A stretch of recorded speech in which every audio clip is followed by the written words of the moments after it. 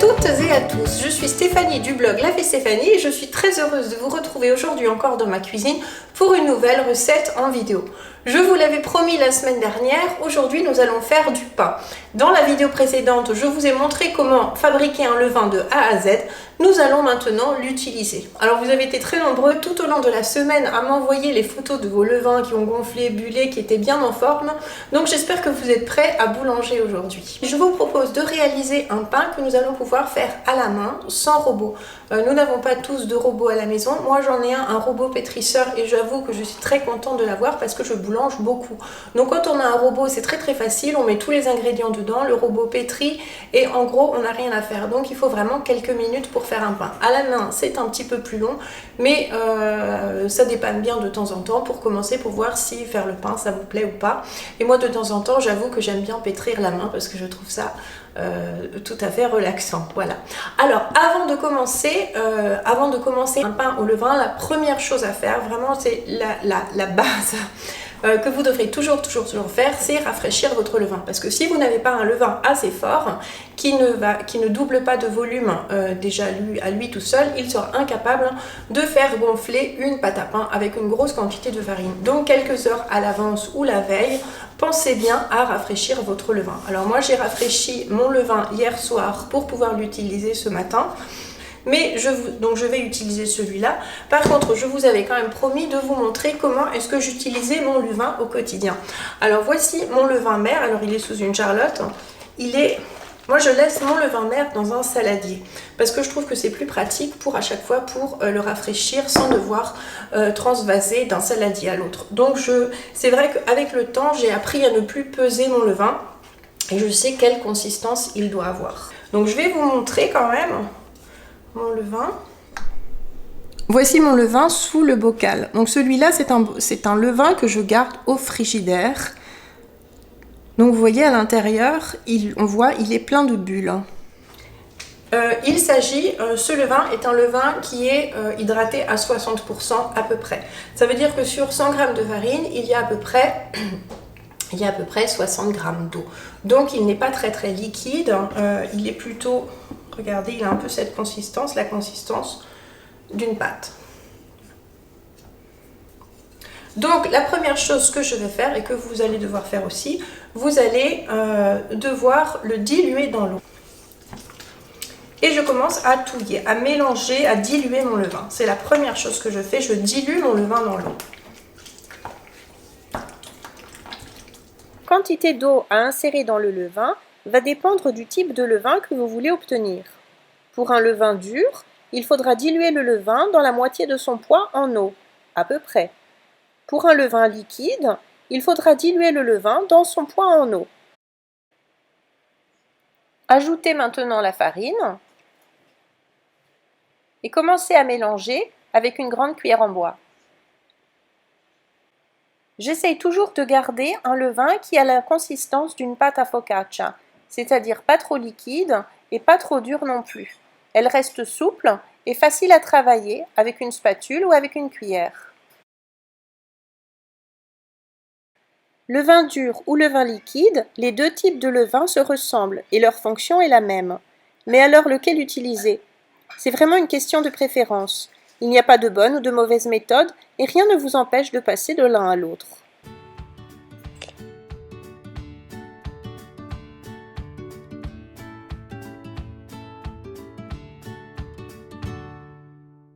Maintenant que mon levain mère est rafraîchi, qu'est-ce que je vais faire? Je vais prélever la part de levain dont j'aurai besoin pour faire mon pain. Je vais garder ce levain fils, je l'appelle le levain fils, à température ambiante. Je vais le laisser gonfler et je l'utiliserai d'ici quelques heures pour faire mon pain. Et le levain mère, le levain dont je n'ai pas besoin, je le couvre et je le remets au frigo jusqu'à la prochaine utilisation. Alors, pour ma recette d'aujourd'hui, je vais avoir besoin de 180 g de levain. Donc je prélève 180 g de levain que j'ai à peine rafraîchi et je le mets dans un bocal haut et étroit pour l'inviter à pousser vers le haut. Alors si vous mettez 160 g, 180 g ou 200 g, ça ne change pas énormément les choses. Voilà. Donc mon levain mère, je répète, je le remets, je le couvre. Alors l'idéal, une fois que vous l'avez rafraîchi, c'est de le laisser 1 heure à température ambiante et ensuite de le mettre au frigidaire. Et ce levain fils que je vais utiliser, je vais le couvrir, je pose juste le couvercle dessus pour qu'il puisse quand même respirer et je vais le placer dans un endroit chaud. Alors ce que vous pouvez faire pour faciliter la levée de votre levain, ou vous pouvez allumer le four 1 minute, mais vraiment 1 minute, 2 minutes, pas plus, à la température minimum. Vous éteignez le four, donc il sera tiède, et vous mettez votre levain à l'intérieur. Ce que vous pouvez aussi faire, c'est mettre une petite casserole d'eau chaude au fond du four pour produire de la chaleur et de l'humidité. Ça devrait bien plaire à votre levain. Voilà. Donc voilà, celui-là, je vais le garder. Alors moi, j'ai déjà préparé un levain hier pour pouvoir commencer tout de suite à boulanger avec vous. Et celui-ci, je vais quand même le garder à température ambiante parce que je voudrais faire un pain aux céréales demain. Voilà, donc celui-là pour le moment, je le mets de côté. Juste une petite précision, si vous boulangez souvent, vous n'avez pas besoin de rafraîchir votre levain mère tous les jours, bien évidemment. Le levain mère peut rester plusieurs jours au frigo, même 3 à 4 jours, pratiquement 1 semaine sans avoir besoin d'être rafraîchi. Donc si vous boulangez tous les jours, ne le rafraîchissez pas tous les jours, c'est inutile. Prélevez seulement la partie de levain dont vous aurez besoin, vous rafraîchissez cette partie que vous laissez à température ambiante. Et le levain mère, évidemment, il faudra quand même penser à le rafraîchir, disons 2 fois par semaine, c'est à peu près la moyenne, pour le maintenir en vie et en forme. Voilà. Donc nous allons commencer tout de suite avec la recette d'aujourd'hui. Alors, pour ma recette, je vais utiliser justement 180 g de levain. Donc j'ai rafraîchi ce levain hier soir. Donc là, il est en train, il était à peu près jusque là, donc il a bien doublé de volume. Là, il est en train de retomber. On voit d'ailleurs la marque sur le bocal, je vais vous montrer. Le levain, quand on le rafraîchit, il lève, et ensuite il retombe. C'est au moment où il retombe qu'il faudra rafraîchir votre levain. Si vous rafraîchissez votre levain trop tôt, ça va le fatiguer.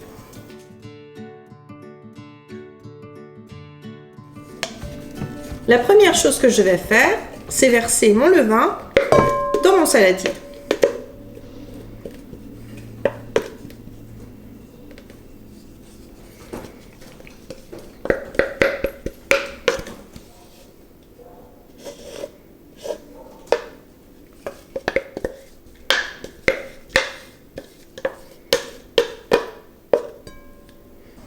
J'ai versé 180 g de levain dans mon saladier que je vais diluer avec 300 g d'eau.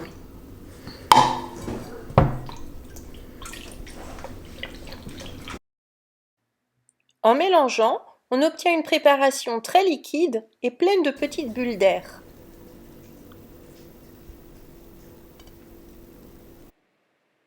Que vais-je faire maintenant? Je vais ajouter la farine, puis le sel. Pour faire mon pain, j'utilise 500 g de farine de type 1 ou de la farine T65.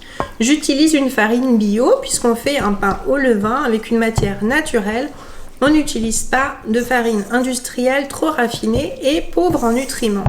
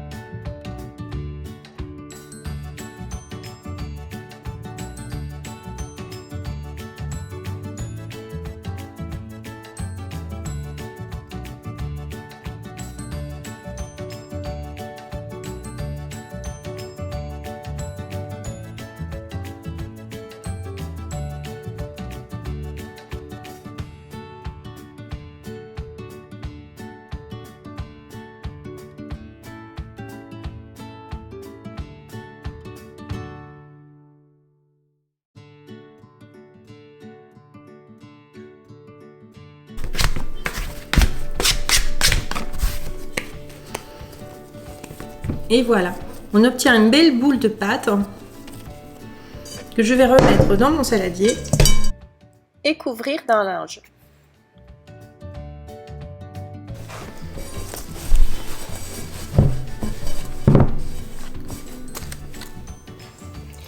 La recette que nous réalisons aujourd'hui n'est pas difficile, mais elle est plutôt longue et elle nécessite un petit peu de manualité, et c'est ce que j'avais envie de vous montrer dans cette vidéo. Parce que évidemment un pain au levain, un pain bien fait a besoin d'amour et d'un petit peu de savoir-faire. Donc je vais, maintenant que ma pâte est prête, qu'est-ce que je vais faire? Je vais la laisser quelques heures à température ambiante en faisant de temps en temps quelques plis. À quoi vont servir ces plis, ces rabats? Ces rabats vont servir à introduire de l'air dans la pâte, ce qui va rendre votre mie particulièrement aérée et bulleuse. Pleine de petites bulles, c'est ce que vous aimez dans le pain au levain. Alors moi je vais le faire à peu près toutes les heures, toutes les 1h30, mais vous pouvez faire tous les 3/4 d'heure, toutes les 2 heures, de temps en temps vous passez devant, vous soulevez votre saladier et vous faites quelques rabats. Voilà, donc c'est pas très compliqué, et moi je vais en faire à peu près 3. Une fois que j'aurai fait cette série de rabats et que le réseau de gluten à l'intérieur de ma pâte sera bien fort, je vais placer ma pâte au frigidaire et je vais la laisser reposer, la laisser lever tout doucement jusqu'à demain matin. Évidemment, vous pouvez raccourcir ces temps qui sont, je suis d'accord avec vous, un petit peu longs. Moi, je le fais sur l'arc de la journée parce que voilà, quand je passe, j'ai un petit peu de temps, j'ai 5 minutes, je fais quelques rabats. Je ne suis pas pressée et avec le levain, je pense que la patience, voilà, la patience paye. Et si vous commencez votre pâte à pain le matin tôt, vous pourrez sans problème la déguster le soir et zapper alors le passage au frigo.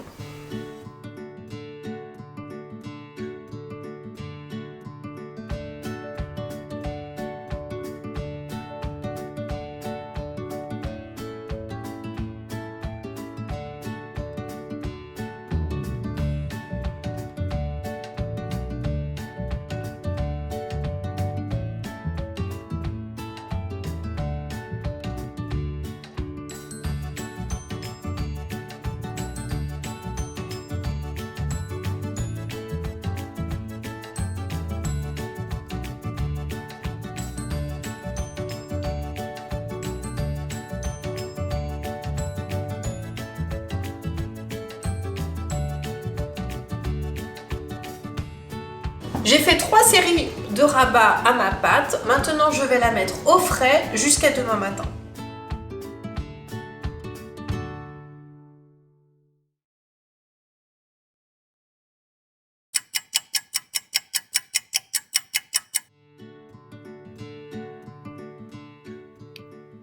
Une fois que notre pâte est de nouveau à température ambiante, nous allons faire quelques plis à l'aide de la spatule pour la décoller du récipient.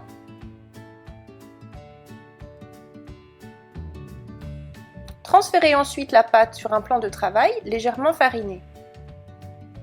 Ne mettez pas trop de farine car cela pourrait être un problème à la cuisson. Étirez bien la pâte avec les mains en un rectangle et rabattre plusieurs fois les côtés vers le centre de la pâte pour pouvoir faire une jolie boule.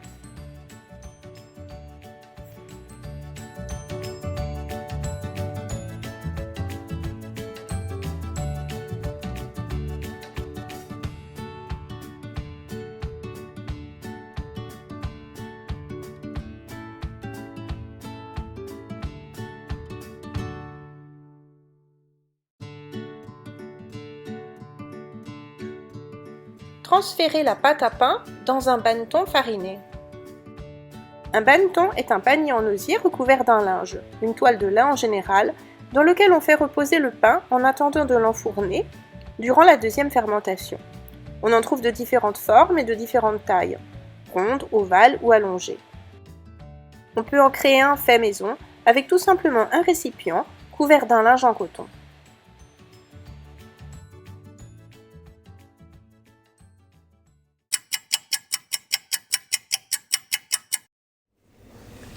Le moment est enfin arrivé d'enfourner notre pain.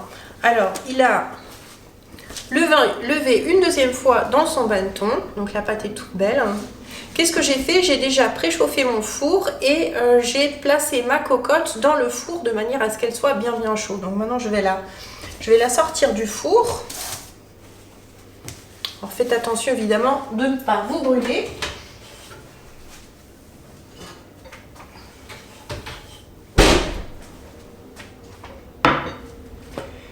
Et au fond de ma cocotte, qu'est-ce que je fais pour que le pain n'attache pas? Évidemment, j'ai préparé un disque de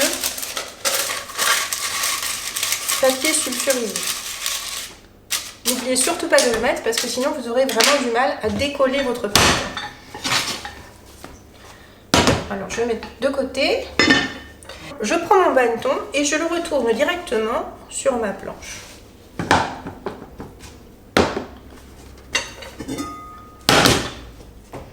Je prends ma cocotte.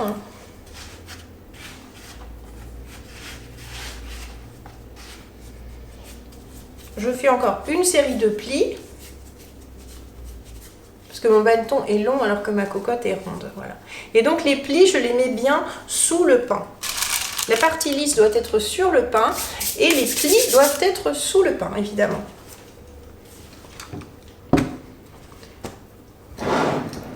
Alors je saupoudre mon pain d'un petit peu de farine.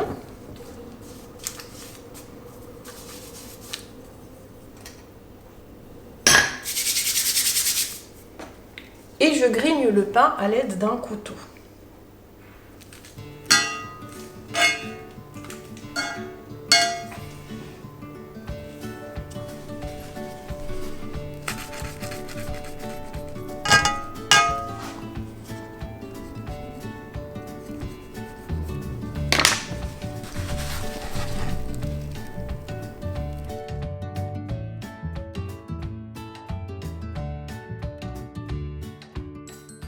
Au bout de 40 minutes de cuisson, retirez le couvercle de votre cocotte et prolongez la cuisson 10-15 minutes jusqu'à ce que la croûte soit bien dorée.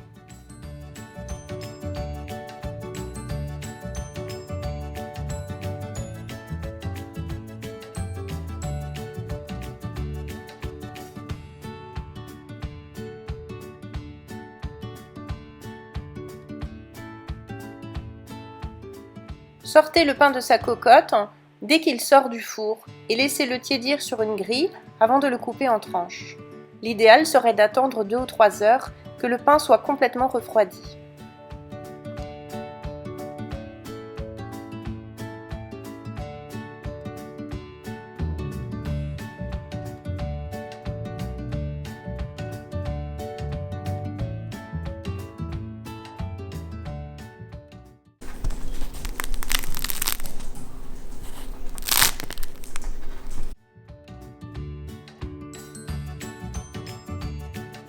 Après pratiquement 24 heures de travail, voilà enfin notre pain au levain. Alors croyez-moi, le résultat en vaut la peine. Vous avez travaillé, mais vous allez être récompensé parce que le pain est absolument sublime. Il est beau, il est croustillant, il est tout doré. La mie à l'intérieur, je croise les doigts, mais devrait être pleine de petites bulles, aérée et délicieuse. Et la mie est toute croustillante. On obtient un pain qui chante. Pour faire mes pains au levain, j'opte souvent pour une cuisson dans une cocotte. Pourquoi la cuisson à la cocotte? Parce que c'est un mode de cuisson extraordinaire qui permet d'avoir des pains tout croustillants. Grâce à son couvercle qui est très lourd, la cocotte emprisonne la vapeur à l'intérieur de la cocotte, ce qui donne justement cette croûte au pain. Si vous n'avez pas de cocotte, il vous suffit d'enfourner votre pain dans un four statique en mettant un petit peu d'eau dans le lèche-frite. Cette eau en chauffant, évidemment, va provoquer de la vapeur et vous obtiendrez également un très beau pain avec une jolie croûte toute croustillante. Voilà.